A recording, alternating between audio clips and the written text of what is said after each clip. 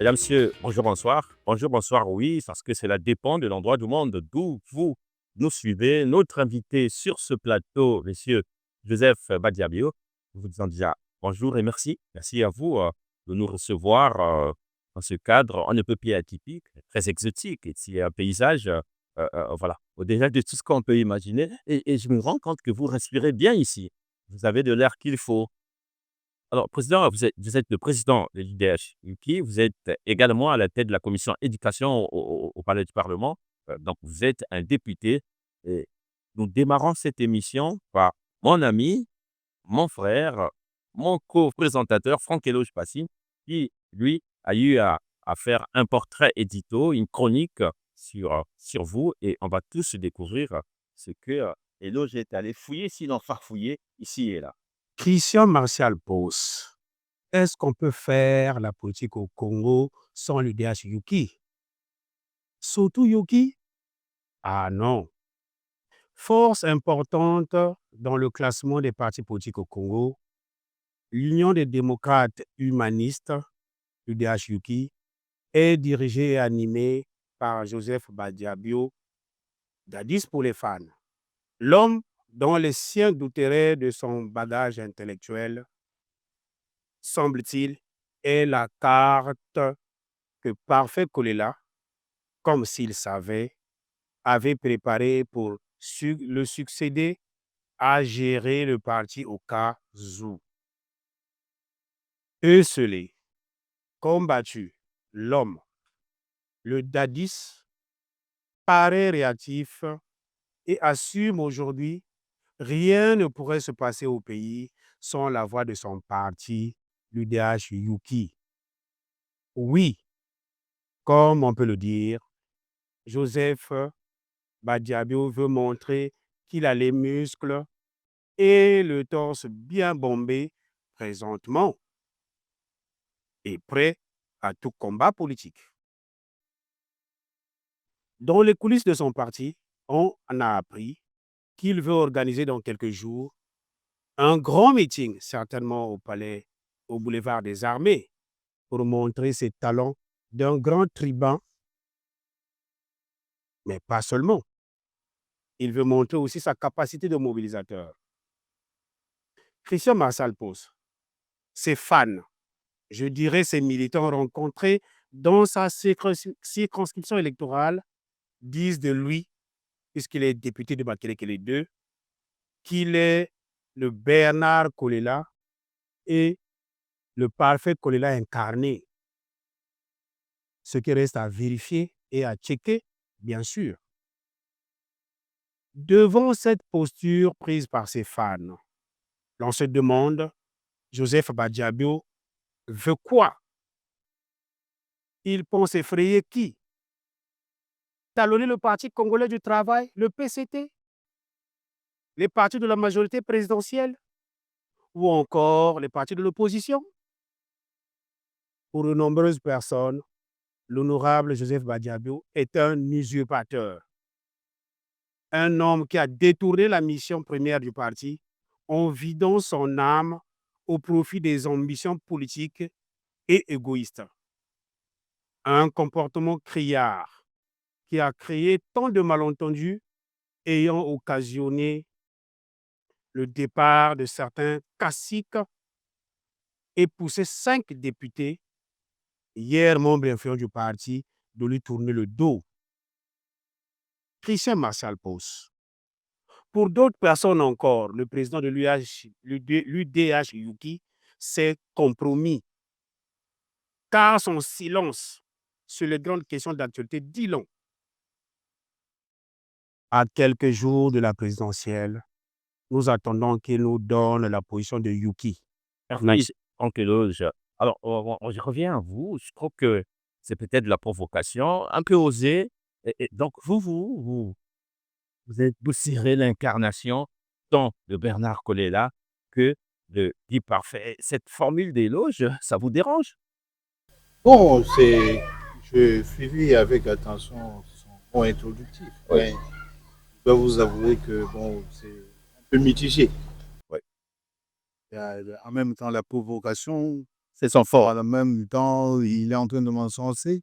Il y a des notes discordantes quand on évoque, par exemple, La culture ou bien formation. Autorité intellectuelle. Que vous n'êtes pas diplômé, on dit, les amis qui sont proches de vous disent que vous n'êtes pas diplômé. Oh non, mais justement, ils ont leur thèse a été de cours qui durait pour la simple raison, quand nous sommes au niveau des candidatures accéder à la tête du parti. Et ils ont eu certainement que des doutes pour dire, bon, un globe n'est pas cultivé, donc il faut faire des recherches. Mais je leur ai épargné de cet effort. En faisant quoi? J'ai moi-même demandé à mes enfants. Je vous ai dit tout à l'heure que j'ai longtemps séjourné en France et la plupart de mes enfants y résident encore. Encore, oui. Il y en a qui sont de bien famille et donc pas moyen de venir ici pour prêter des structures pour eux. Et j'ai vite fait donc de demander à mes enfants d'aller à mon école qui se trouve à La Défense, Paris La Défense 1, pour aller rechercher mon diplôme que j'avais perdu pendant la guerre. Il a vite fait de m'envoyer ça par WhatsApp et je leur ai présenté. Ils étaient tous ébahis parce que je suis un économiste de formation. Oui. Administrateur en chef des SAF, hors classe. Hors classe. Hors classe, oui. Il y a mon CV que je pourrais vous confier tout à l'heure. Et ça fait en sorte de battre en brèche tout ce qui voulait fomenter contre moi du point de vue de la culture. Donc vous soyez rassurés, j'ai été à l'école et je suis bien formé. La preuve, je suis le président d'une commission, une grande commission à l'Assemblée nationale, qui n'est autre que la commission éducation, sciences et technologies.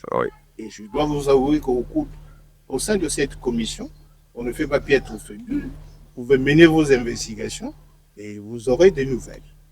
Merci beaucoup. Je reviens à cette première question. Seriez-vous réellement l'incarnation, c'est ça la provocation, je Franck Eloge, et de Bernard Kolela et de Guy Brice Parfait Kolela? Vous faites bien de toucher cet aspect-là parce que moi, quand je rentre fraîchement de Paris en 2005, ça coïncide avec le retour de Bernard Kolela de son exil. Et pointe à l'horizon les premières législatives de 2007. Oui, 2007. Mais je vous apprends pour votre gouvernement que je ne suis pas sorti du néant. Je suis parti du MCDDI depuis la France où je militais. Et quand je rentre au Congo, j'ai aussi continué à militer au MCDDI. Le président Bernard Kolela, qui m'avait déjà connu depuis l'Europe aussi, a continué à remarquer des valeurs en moi qui l'ont conduit à me proposer candidat au niveau de la deuxième circonscription de Makelele et où j'ai gagné dès le premier tour en 2007.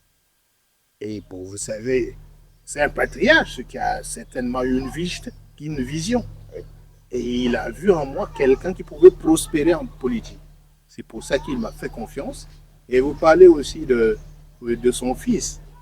Une fois le président Bernard Kolela n'étant plus avec nous, j'ai continué à travailler avec le fils, qui à l'époque était le secrétaire général, d'abord au cordeau du MCDDI, puis secrétaire général du MCDDI. Mais vous savez ce qui s'est passé dans notre... Vous êtes des journalistes, donc vous suivez les informations, suivez l'actualité, et arrive en 2015 où on a eu des dissensions, des divisions internes au niveau de l'UDF. Ce qui nous a conduit aussi devant les tribunaux. Et là, en ce moment-là, il y a eu comme une fracture entre frères. Mais moi, je suis resté fidèle à Parfait Kolela jusqu'à son dernier jour. Et c'est ce qui a fait qu'il puisse m'octroyer toute sa confiance. Adoubé par lui. Adoubé par lui, mais je dois vous dire que j'ai été victime de cela. Parce que je vais vous l'expliquer tantôt ou plus tard. Moi, je parle à peine les langues Congo, mais on a essayé un peu d'investiguer. Je veux ici que vous reveniez sur le mot Malela. Et dans quelles circonstances a été Parfait prononcé? Kolela avait prononcé ça. Parce que c'est ce qui... Les gens jasent. On a suivi, on a checké un peu ce que vous êtes. On a entendu que vous êtes un Malela. Malela, ça veut dire quoi? et que c'est Parfait Kolela qui a dit ça à telle occasion. Malela, c'est un mot laré, comme Oui. c'était vous, Congo en général. Mais je vous dis que j'ai continué à être fidèle à Parfait Kolela. Et une fois, à l'UDHU, en ce moment-là, arrivent les élections 2017. En 2017, on a eu quelques candidats. Et moi, comme j'étais déjà parmi les anciens, et pour d'autres, il fallait faire des primaires. Je reviendrai sur les primaires. Mais quand il présente les candidats qu'il avait sélectionnés, prononce un message. Partout ailleurs, il a prononcé certains messages du genre, ça c'est le député qui va nous représenter à l'Assemblée nationale, il faut voter pour lui. Et quand il arrive chez moi, et ça se passe à Mukujingwaka, au petit marché de Mukujingwaka, quand il me présente lors donc des élections 2017, et les images sont là, et je ne tâche pas avec moi. On peut les retrouver? On peut les retrouver. La preuve, quand j'ai fait une sortie à l'Assemblée, Dans ces images, j'ai dit quoi? quand j'ai fait, excusez-moi, quand j'ai fait une sortie au niveau du Palais de Congrès, j'ai dû louer le grand écran qui est au Palais de Congrès pour projeter donc cette vidéo. Mais il parle en lari. Mani malela mame matuko ilandi samukongo. Ça veut dire quoi? Ni yandi tuko ilandi samukongo. Tuko inoani samukongo. Et pour ceux qui ne nous entendent pas dans cette langue, ça veut dire On projette là-bas, on a pris le soin de faire un sous-titrage qui dit en français, ça veut dire quoi? Oui. Ça, c'est mon fidèle continuateur avec qui je suis en train de travailler, de lutter pour notre pays, le Congo. Ça, c'est mon fidèle compagnon avec qui est tous les combats pour les problèmes qui concernent le Congo.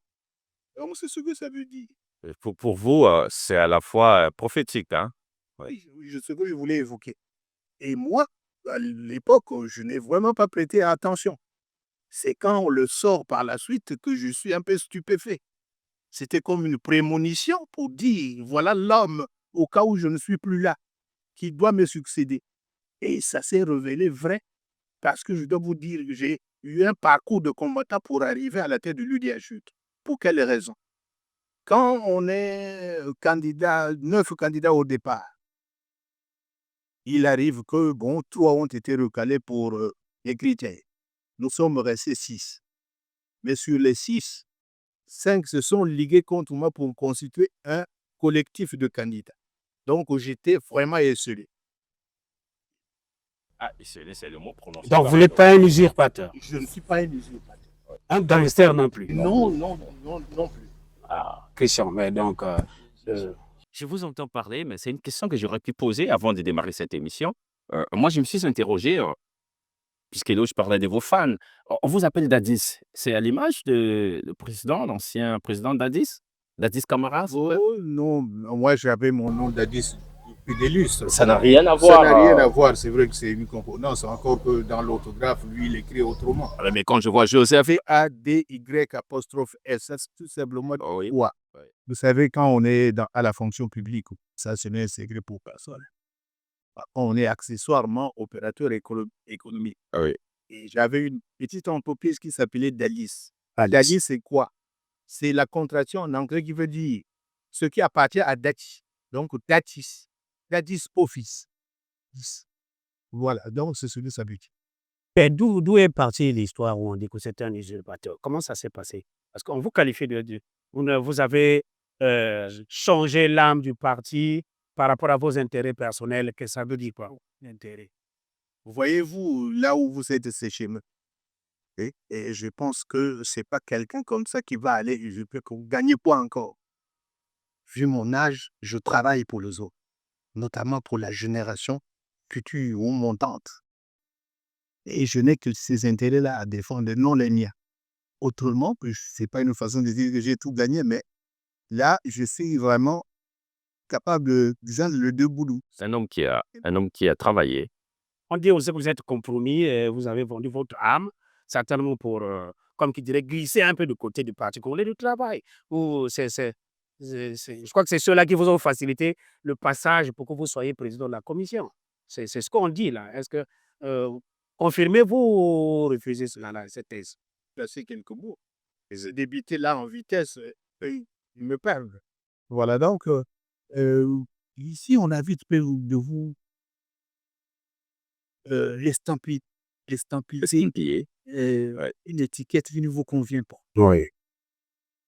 Voyez-vous, donc, et quand on a progressé, il faut qu'on cherche. Même dans le microcosme familial.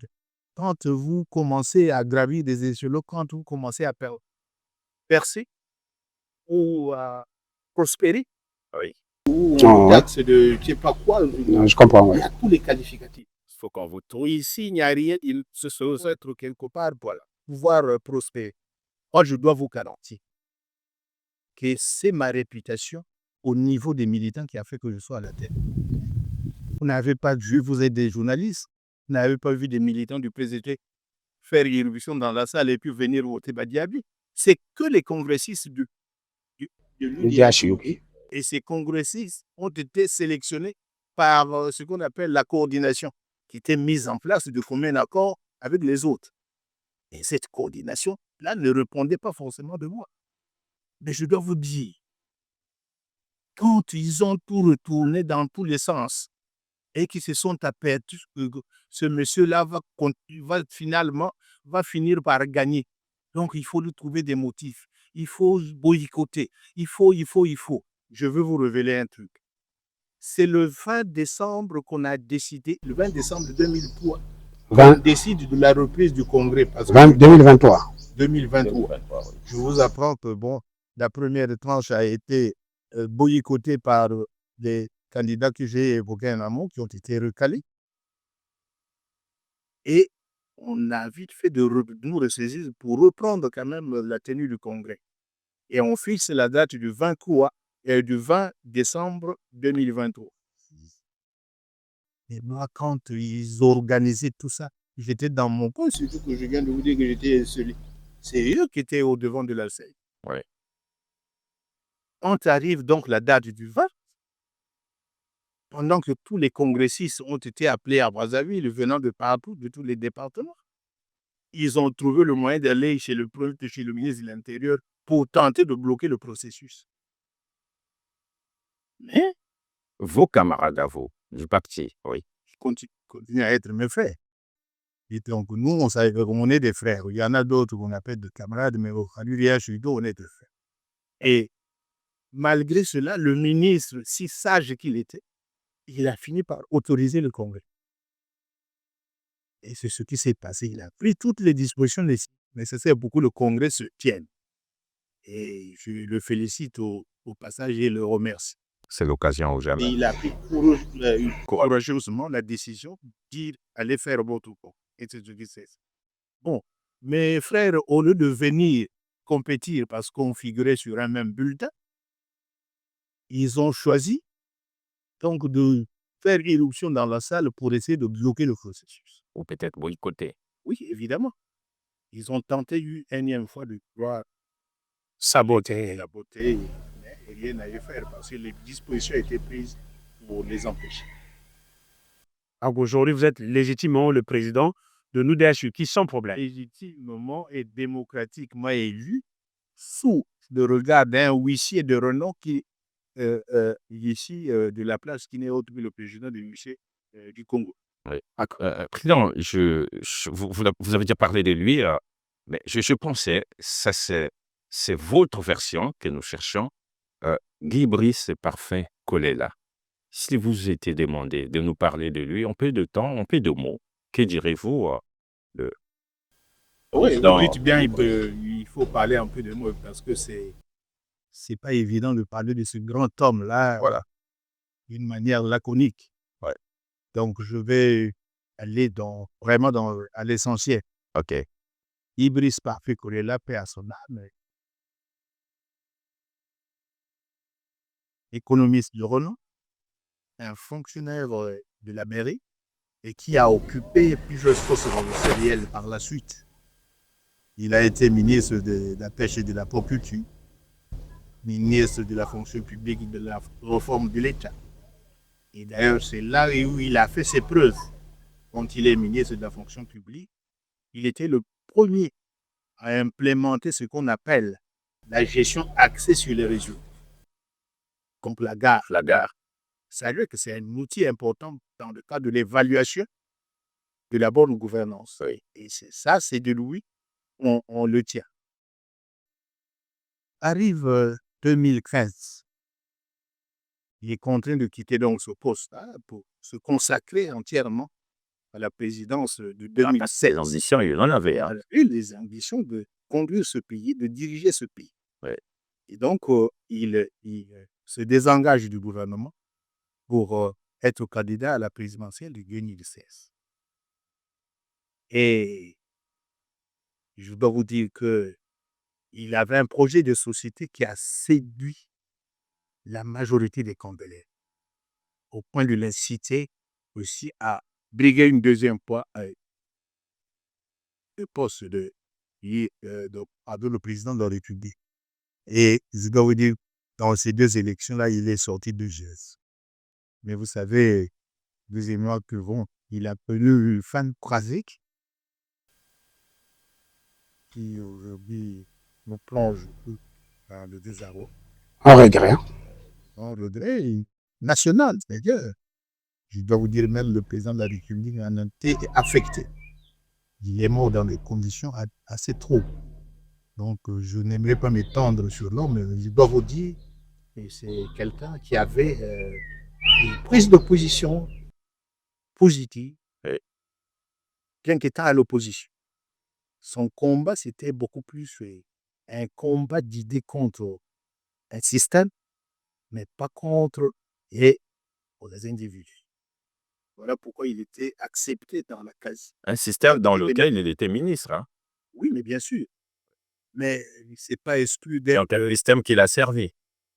Et ce n'est pas le premier qui a servi un système qui, par la suite, de conduire le pays. Quand on sert un système, on n'est pas banni.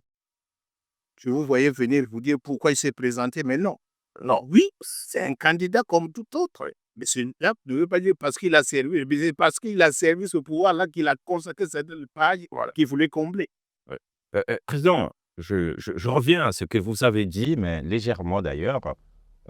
La position qui est la vôtre aujourd'hui, je parle de votre parti, nous le disions avec beaucoup de plaisanteries. Moi, je disais c'est la troisième force, et l'autre, je dis non, c'est la deuxième, non, lundi le premier. Aujourd'hui, dans le microcosme politique, l'UDH Yuki occupe quelle position, politiquement parlant? Non, la position de lui, c'est vous qui faites l'évaluation. C'est pas à moi de m'autoclamer. Mais vous connaissez. Pour dire qu'on est premier, deuxième, enfin. Vous On connaissez, l'a non? déjà dit souvent que nous sommes la deuxième force de ce pays et pour cause. On vous a dit et vous-même vous ne le savez pas. Non, je sais. Ah oui. Je le sais. Mais dit par les autres, c'est beaucoup plus réconfortant. Et c'est pas la première fois que je l'apprends. Et quels sont les critères quand ils disent ça, les critères d'évaluation? Mais les critères, c'est quoi? Pour un parti, il faut être un parti de masse. Donc vous l'êtes. Mais bien entendu, la preuve, on est représenté à l'Assemblée nationale. Avec combien de députés aujourd'hui? Avec 7 députés. Oui. Mais bon, je n'ose pas aller dans on va revenir. Christian, je vois qu'à quelques nous sommes situations sur cela. avec l'UPADES au niveau de l'Assemblée nationale parce que nous sommes à 7 députés. Mais effectivement, dans le billet qu'on a eu à faire, on a eu à entendre que 5 députés vous ont tourné le dos. On peut avoir une explication sur ça? Le parti souffre, l'harmonie du parti est dérangée là. Et c'est tout fort que je dis qu'ils m'ont tourné le dos. Ah bon? Mais il faut justement, en tant que journaliste, mener des investigations. On est venu à la source. Justement, pourquoi c'est des gens qui rament contre le courant. Je venais de vous dire que lors des présidentielles du parti, nous étions 6 candidats reconnus. Et parmi les 6 candidats, il y avait des députés.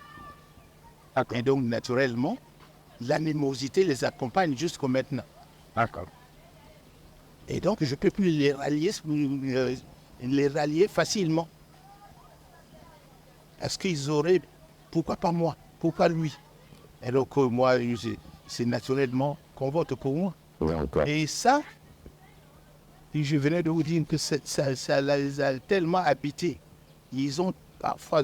Il y en a qui ont une haine viscérale contre moi et ils n'arrivent même pas à me dire possible. Et aujourd'hui, même une fois à l'Assemblée, ils ne peuvent pas continuer à faire ma volonté. La preuve, et je vais vous révéler certaines choses. On est arrivé à prendre des décisions qu'on n'aurait pas pu prendre. Jusqu'à la détruire de certains, notamment des députés, dont un. Parce qu'ils s'en faisaient à leur tête.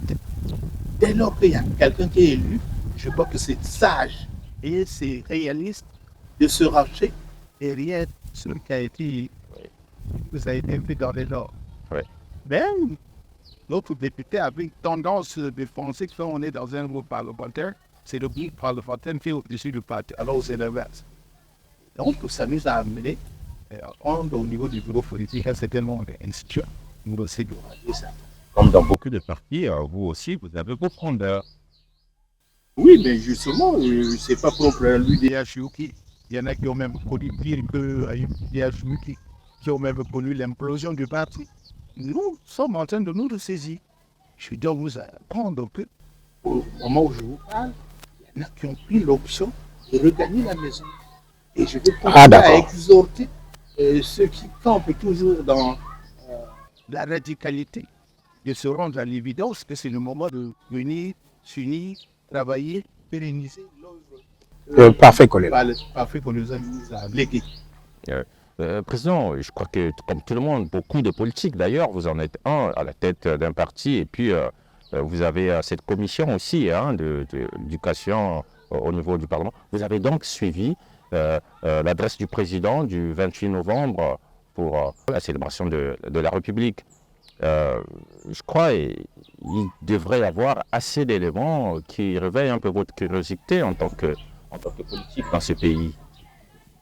Oui, merci pour cette question. Oui, je dois vous dire que, je dois vous rappeler que je suis d'abord un parlementaire. Bien sûr. Donc, censé être congressiste. Alors, je dois vous affirmer que j'étais dans la salle Voilà. et j'ai suivi l'intégralité du discours du président du 28 novembre. Ouais. J'ai vu un président qui a fait aussi le rappel des différents projets de société qu'il a pu mettre en œuvre dans ce pays. Oui. Avec cette volonté de vouloir développer notre pays. Mais force est de constater que malheureusement, les résultats ne suivent toujours pas. Ah bon? Est-ce que c'est par la volonté de certains fondeurs ou de certains ennemis du pays? Parce que voyez-vous, vous saurez vous dresser le tableau malgré ces idées honteuses qui sont là, c'est annihilé, complètement battu en brèche par les ennemis de la République. Les ennemis qui le nomment lui-même à des postes importants. Hein. Mais oui, ce qui Pour l'exécution de son projet, bien sûr. Je vous réponds. Oui. En matière de gestion des ordres, Oui. ce qui est le plus difficile à faire, c'est le choix des collaborateurs. Et c'est ça qui se passe. Donc il ne sait pas choisir. Non, mais lui, il a une vision. C'est à vous qu'on accorde une certaine responsabilité de rendre ce qu'on vous demande. Mais il a aussi la responsabilité de bien choisir. Oui, mais au départ, je vous dis que vous n'êtes pas des magiciens pour dire que la personne que je choisis aujourd'hui va se retourner contre moi demain. Il ne va pas faire le travail qu'on lui a confié. Oui. Et c'est parti ailleurs comme ça. Mais malheureusement, dans notre pays, c'est léger parce qu'il y a aussi ce qu'on appelle le népotisme qui l'emporte, voilà. Quand c'est comme ça, pour le président de l'UDHU, à qui incombe cette responsabilité de l'immobilisme? Mais l'immobilisme est partagé Entre qui et qui? entre ceux qu'on nomme et puis celui qui a nommé. Mais voyez-vous, Vous nous revenez là. un président a toujours des aspirations de vouloir certainement faire en sorte que son pays se développe. Oui. Mais si d'aventure, ceux qui nous nomment, on le tire vers le bas, c'est vrai qu'à un moment donné, il sera seul à répondre. Mais, Est-ce que vous êtes tenté à l'opposition de lui dire qu'il regarde un peu de votre côté de l'opposition? Est-ce que vous lui avez déjà dit ça à différents canaux communautaires? Oui, j'étais en train de dire, à un moment donné, il est seul à répondre. Oui. Et chacun de nous peut prendre conscience de ce qu'on a promis comme méfait pour que le revienne match. Vous demandez si S'il a été tenté de regarder ailleurs, au-delà de son parti, de ses amis de la majorité présidentielle, alors qu'il y a des énergies qui sont à même de faire quelque chose, par exemple, du côté de l'opposition. voyez-vous. Le président, lors de son message, est revenu sur le vivre ensemble. Voilà, essaie un peu de nous en dire plus. Le vivre ensemble, d'après vous, c'est quel concept? On ne peut pas vivre ensemble dans la discrimination. On ne peut pas vivre ensemble pendant que les autres sont dans la disette. On ne veut pas vivre ensemble et pendant qu'il y en a qui, c'est la cour douce. Voyez-vous? Donc, le vivre ensemble, c'est un qui, à mon entendement, devait impliquer tout le monde dans la gestion de la chose. Oui. Est-ce que vous êtes là en train de nous dire qu'il y a la volonté du président de faire ce qu'il veut ou exécuter son projet, et il y a de l'autre côté une volonté contre la volonté du président d'échouer, d'arriver au résultat dont il attend? Non, c'est-à-dire que ne me faites pas dire ce que je n'ai pas dit. On dirait que c'est cela, on n'est pas loin de là. Quand on a nommé quelqu'un, Oui. il y a des insuffisances ou l'incompétence. Oui, on le vire. Et si on ne le vire pas, alors on te Je ne laisse. suis pas dans les secrets du chef. Heureusement. Vous savez mettre les gants. Non, ça, je ne peux pas devenir dans les secrets du président. C'est à lui de voir qu'est-ce qu'il y a lieu de faire. Et puis, c'est un homme suffisamment outillé pour Bien sûr, prendre les décisions qui s'imposent bien sûr, pour la bonne marche du pays. bien sûr. Vous évitez d'aborder la question des bébés noirs. C'est ce qu'il a évoqué lui aussi dans son discours. Bon, c'est un sujet d'actualité, je vous avoue, puis il est très épineux, c'est vrai. Oui. Et j'ai déjà eu à suivre beaucoup d'intervenants dans ce sens. Et je vous avoue qu'il y a beaucoup d'avis Partagé. partagés, différents et tout. Mais je dois avouer que la majorité de la population a salué cette opération. Ouais. Encore que cette population est longtemps victime de ces exactions de ces fameux bébés noirs. La majorité n'a pas toujours raison. Quand même, je vois pas, même si, bon, vous venez d'ailleurs, je crois que si vous subissez des exactions, la réaction primaire ou première, c'est de faire en sorte d'éradiquer ce phénomène. Et c'est ce qui est en train de se passer. Encore qu'il faut mettre Font l'effort. la force Ouais. pour éviter tous les dérapages. Donc, dérapage, il y a. Et quand il y a beaucoup d'opérations, même en matière de guerre ouverte, il y a toujours des débats. Il y a des bavures, ce qu'on appelle en termes. Bien sûr. Il y a des bavures parfois. Et donc, il faut que cette opération bien encadrée pour éviter ces bavures. On va prendre, pardon, Président, on va prendre un virage très important. Dans quelques mois, c'est le mois de mars, la présidentielle arrive. Vous êtes un parti, on sait que le parti, c'est quand même la conquête de pouvoir. Alors, Joseph Badiabio, candidat à la présidentielle 2026. Ne me dites pas non. J'ajoute quelque chose, Christian. Apparemment, parce que vous faites partie des plateformes de l'opposition sous Satima Biala, est-ce que Satima Biala vous a mis sur les aisselles? C'est pourquoi vous ne parlez pas? Essayez un peu de nous dire plus. Bon, je vais commencer peut-être là où vous avez chuté. Oui. Non, je vous rappelle que nous faisons partie, nous répondons de l'opposition politique congolaise dont le chef de file, c'est M. Satima Biala, président réélu de l'UPADES. Mais moi, je suis très attentif quand il nous parle. C'est votre chef, non? Et j'ai déjà noté, en grande satisfaction, Oui. que les partis se gèrent libres. Oui. Donc, il n'a pas l'emprise sur les partis. Oui. Nous devons nous organiser tel qu'on veut. Si on veut aller aux élections, ce n'est pas lui qui va nous en empêcher. C'est ce que je sache. Et nous sommes libres de faire, de gérer nos partis. Et donc, vous serez candidat. Voilà. Je ne peux pas déroger à la règle que vous venez d'évoquer tout à l'heure. Parce qu'un on parti, crée un en quête du parti. pouvoir. On crée un parti, c'est pour conquérir le pouvoir, Oui. mais d'une manière démocratique. Bien sûr. Ça veut dire que Joseph Badiabé candidat. Non, mais allez pas vite en besogne, je vous en prie. Moi, je vais dire à mes amis quand je vais sortir d'ici, parce qu'ils sont informés que moi, je vais réaliser l'interview avec lui. Ce que vous allez leur rapporter. Voilà. Je disais tantôt que le parti UBH sera présent à la présidentielle 2026. Mais souffrez que le candidat soit déjà formellement identifié par le Conseil national qui va se réunir sous peu. Ouais, donc, vous aurez vos primaires. Ce n'est pas des primaires en soi, c'est chez nous, c'est le Conseil qui se réunit pour désigner le Le On candidat. va par la suite investir dans la foulée. Donc bientôt vous serez. Et là, on entend que vous organisez un meeting. Le meeting, c'est pour annoncer la candidature ou bien c'est juste pour faire la rôle de toutes les situations? Quand vous parlez tout à l'heure, vous avez dit que non, on a notre langue dans la poche, qu'on ne parle pas. Mais apparemment, c'est ce que les sympathisants sont en train de dire aujourd'hui. C'est que peut-être qu'on a fait allégeance quelque part, non.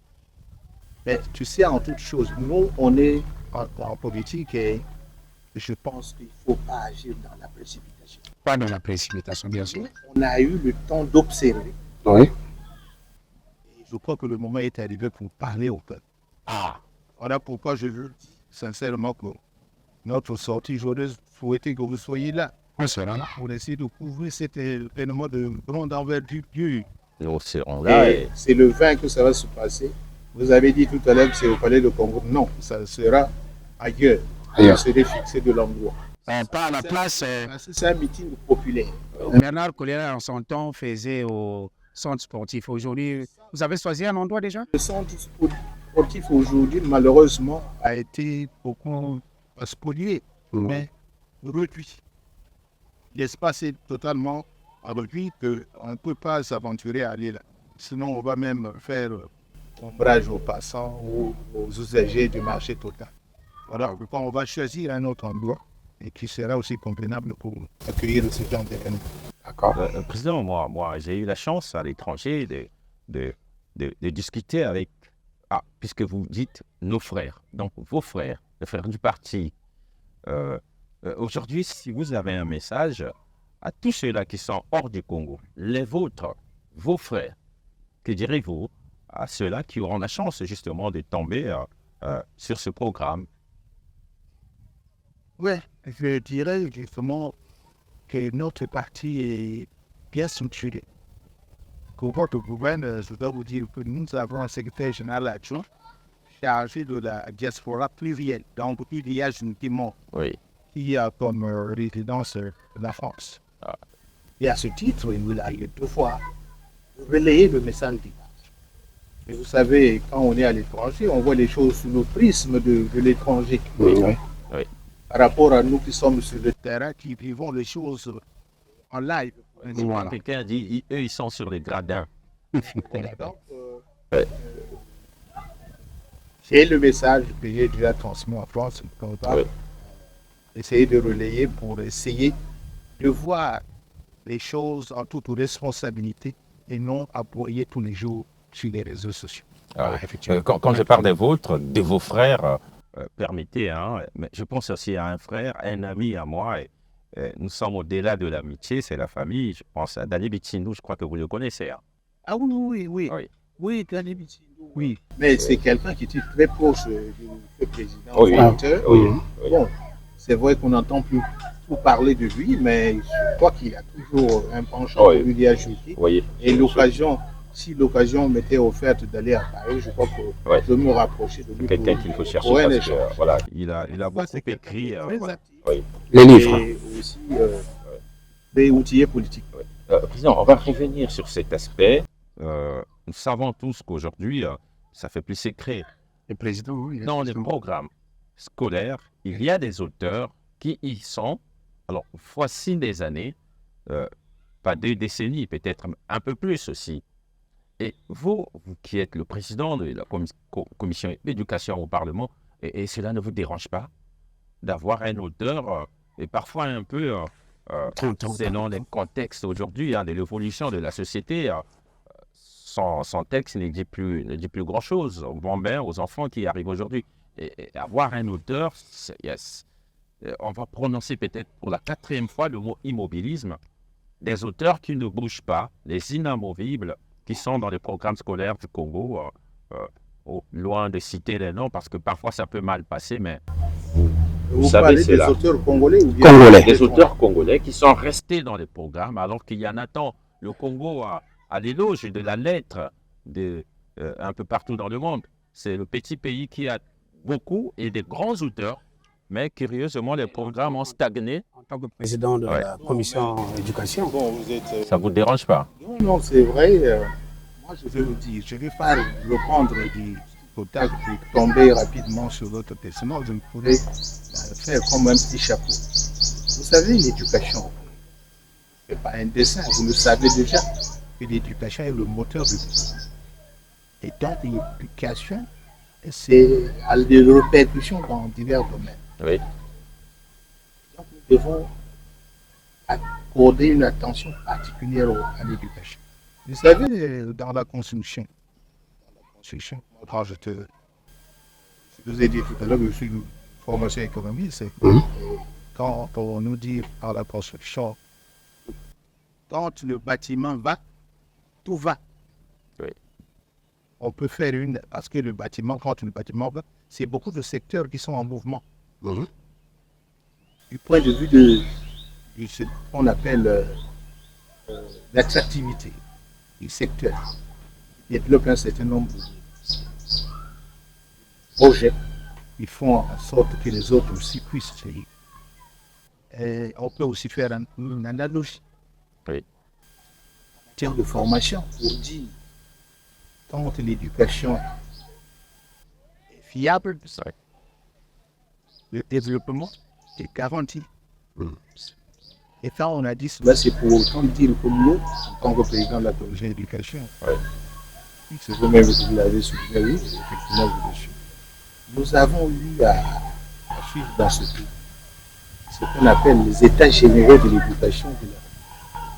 Et un certain nombre de résolutions ont été prises à ce niveau-là. Et je dois vous dire que jusqu'à présent, nous attendons qu'il y ait des réformes dans le secteur éducatif qui, jusqu'à présent, est géré par une loi qui date de 1995, donc 30 ans déjà. Voilà. Vous savez que beaucoup de choses se sont améliorées avec la nouvelle technologie, le numérique, voilà, le numérique et tout ça. Donc, on est obligé de repenser le système éducatif au bon. Nous, on n'attend plus que le gouvernement. D'ailleurs, si vous suivez l'information, j'ai eu à prendre la parole au niveau de l'hémicycle quand il s'agissait des questions orales au gouvernement avec débat. Pour poser la question au Premier ministre, à quand on aura les projets de loi à l'Assemblée pour examiner et adopter, pour bien fonder, pour bien de notre système éducatif. Ça devient un peu comme l'attente des chrétiens pour le paradis. En tout cas, président, il pourrait... Non, c'est prêter un peu les intentions au Premier ministre qui, à mon entendement, est très disposé à nous faire parvenir ces textes. Oui, il y a le Premier ministre, pour ne pas dire la primature, mais il y a aussi le ministère de tutelle. ils tiennent à faire avancer les réformes.